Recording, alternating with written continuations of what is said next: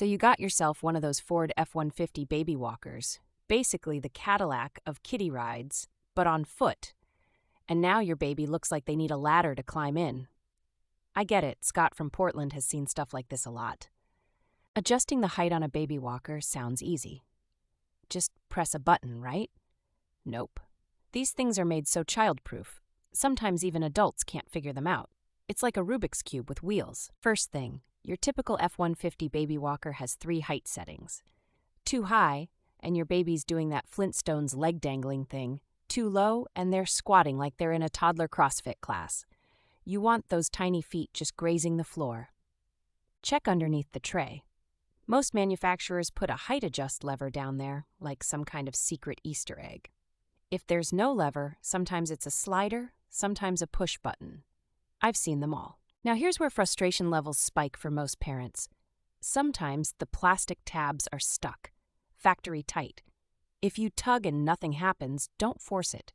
You don't want to break a $70 walker just trying to fix a $5 problem. Pro tip: hold the walker steady, push the adjustment button, and use your hip for extra leverage. That way your hands won't slip and your baby doesn't roll away in the process. You'd be shocked how often people forget about the rolling part. Let's talk order of operations. Lower one side, then the other. Don't try doing them both at once. If you lower the front legs only, you'll end up with a weird baby lowrider situation.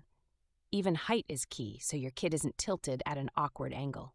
Now, check the wheels. Every parent I know in Portland, and honestly anywhere, complains about wheels getting jammed. Dirt, tiny twigs, whatever. Make sure nothing's blocking the mechanism or you'll be lowering all day and getting nowhere. If you manage to lower it but it springs back up, I guarantee you didn't hear that satisfying click. Retrace your steps and do each side again. The click is your confirmation that the height lock is actually locked, not just wishful thinking. Pain point. Half the time, people forget about locking in the adjustment before putting their baby back in.